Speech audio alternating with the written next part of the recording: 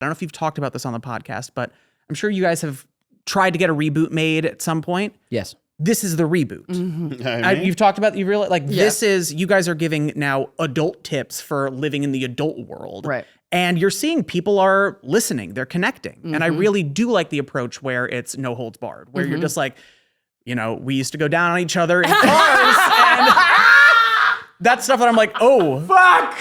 Oh, we can talk about that You stuff? can't shake it. You can't shake it. Well, that's where I realized, no, but like things have changed. I love it. And I'm here for it. Yeah, no, I love it. I'm doing love that kind of the same thing where I'm Have like, they changed though? Have they? no, just like joking. the game has changed. Yeah, absolutely it has. Absolutely Exactly. It has, yeah. And I'm pivoting. very interested because this is a time period that I looked back really favorably on, and it seems like you guys did too. Yeah. And I know, especially the Victorious cast, we still text, we're still friendly. And I just love to see, it's such a specific time in our lives, and seeing that people can make their own stuff afterwards. Oh, yeah. Take back a little bit of the ownership. Yeah. Yeah. The thing that I always bring up is like, I would have loved to do a Robbie show, my character from Victorious. I don't own the character. Right. I can't do it, you know? So it's cool that we can find little ways where we can kind of take back a little bit of the power. Yeah. Absolutely, dude. This has been that. Like, we were really trying to get a Ned's Adulthood Survival Guide reboot made with Scott Fellows, who's the original creator, right. but even he doesn't own the IP, right? The studio owns it. Nickelodeon owns Yeah, it. yeah. So So we pitched that, and it just wasn't the right time for the studio, which devastated me, but also makes sense. Like, we're not owed anything in the industry, even though for us it like made so much sense. We're like, the audience is there, the show's there. Let's give adulthood tips. It all makes sense. I was bummed when that didn't happen, but then it turned into fucking this, man. Yeah.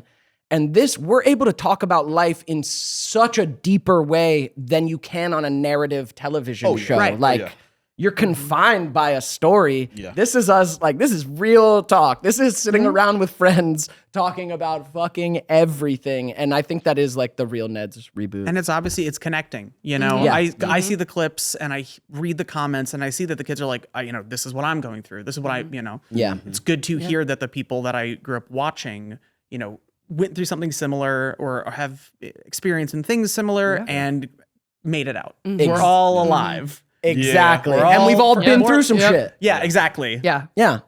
Life can grind you down a little bit, Right. but I don't know how you guys are like in your 30s. I'm loving them. Love All of it. the Me too. insecurity of the Love 20s are it. just gone. Yes. And I kind of just want to shout from the mountaintops, everybody under the age of 30, don't worry. Yeah. It does it's get good. better. Yeah, It's going to be okay. You cross the threshold, get over the fear of like 30, and then it's like, dude, okay. Well, Now you got to take charge. Be You got to more take of who I charge, am. but it's going to be great. Yeah. Especially like, I always thought 30, I'm 32 now, was such a scary thing. It's Right. like that, you're no longer young.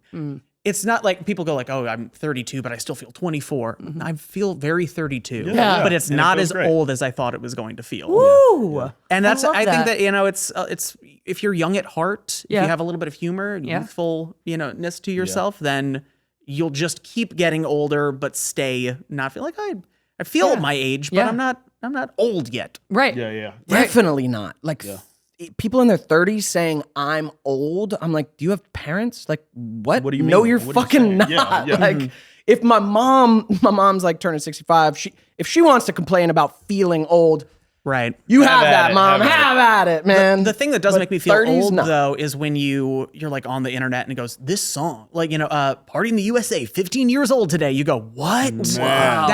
That's what's you're like, I can't believe that those Right. songs. Dude. But like Rugrats feels 30 years ago. Yeah. Right. There's a funny meme going around right now, and it's like, oh man, people who were born in 2009 are 45 now.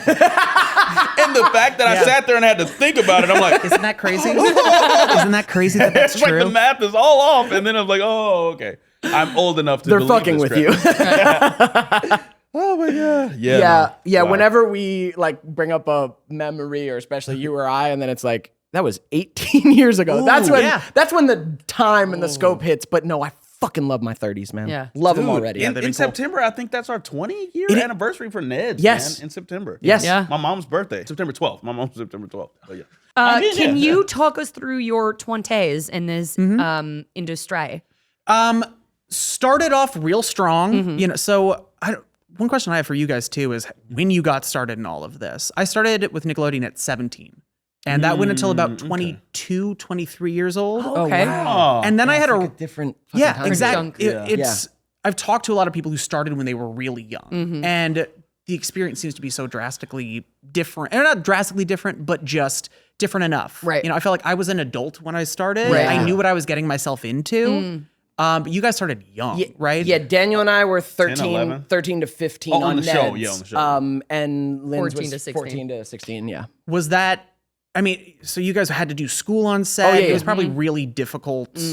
I know I would just, my dressing room was across from the schoolroom. Right. Where Liz and Ariana and Leon were constantly taking classes. I would just go in and, Right. fuck With them, yeah. Just fuck with them. I was out of school. I was an adult. wow, yeah. It was so liberating. Like the first set I got on after I had gotten my fucking GED and didn't have to do school in the room anymore. That Yeah. was so liberating to because when you're listeners at home, when you're a kid actor, I mean, any second you are not filming, the production must get you to start doing school, because you have to hit a certain amount of hours in a week. So it is a real thing. Like when you're a kid on set, you do not have downtime because you're filming or they're rushing you to school. Yeah. And it's a lot. It can really be a lot. There's a moment in an episode of Victorious where it's called Trapped Abroad or something like that, Locked Up Abroad. And they pulled out two of the characters. They pulled out Leon and Liz because they had to go to school. So they added in just a little quick them running off screen so that for the rest of the scene, so it goes on for another minute, Right. you wouldn't be like, where did those two go? They straight up, they had to build in a moment because they had to go were to behind do school. They were on- behind. yeah, yeah. Yeah. Wow. So if you go back and watch, you'll see that's why they run off. That's so funny, dude. Yeah, it's so pretty that crazy. we were juggling with on Neds, and obviously it was so nice when And going through like That kids ended. stuff too. Right.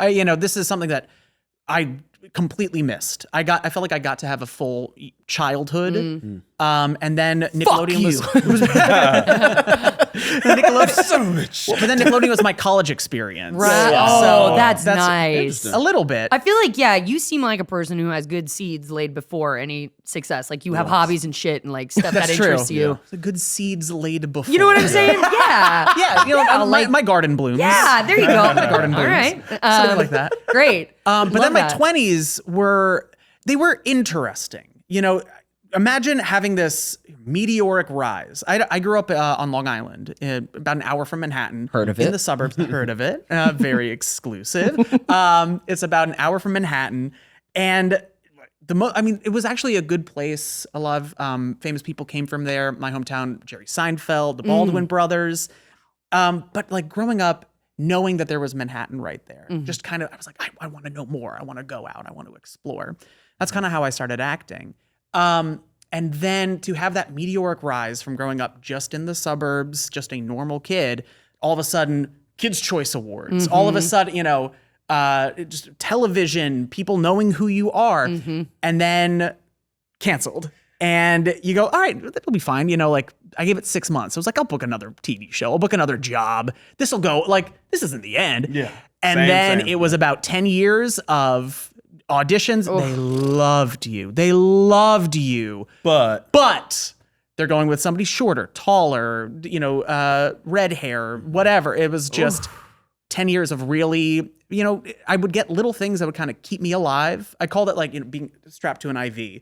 And every once in a while, you'd just be like, oh my gosh, I need something. And then residual check comes in. You go, all right, I'm back. Yeah. We're back. We're Yep. good. And then Yep. it would, the bag would slowly Yep, drain. yep. And you go, I don't know what's going to happen. Oh, one episode of Grey's Anatomy. Ooh, not too bad. I'm back. I'm back on at it. it. Yeah. Back on the map. When I got my guest star for Lucifer, which was the last time I worked 5 years ago, I was like, and I'm back, baby. Everything's gonna be okay. And that was, I couldn't even blame the pandemic. I didn't work all of 2019. I tried. I auditioned. Obviously. But, 2020 came along, I'm like, this is my So year. you I'm going got- to do it. That's when we were hanging out in Yeah, 2020. yeah. And then the pandemic happened. I lost touch with everybody just, went into a hole. Yep. Yeah. And I emerged a butterfly, a 30-year-old butterfly. Nice. That's when I started DJing. I was doing it on Twitch. I tried it first January 2020, right before the pandemic happened.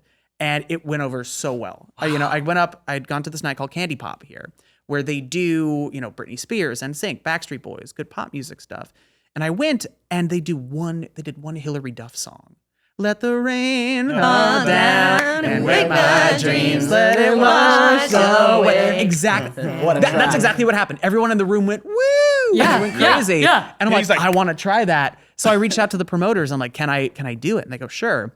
So I opened it up with like, I did NSYNC, Britney Spears, Backstreet Boys. But then I went into a song called Best Friend's Brother from Victorious, and the roof blew off the place. No. And I went into What Dreams Are Made Of, and the roof blew off the place. And I did This Is Me from Camp Rock. I did some Deep Cut Hannah Montana. Just pretty much everything that I do now with the show. Yeah. And I was just like, this is the ticket, the cool. niche, yeah. It's like, yeah, all right, the audience has grown. The audience is ready for something like this. And then the pandemic happened. Hey, thanks for watching this week's episode. Guys, shout out. is it time for Super Friends Dance! Got the super friend.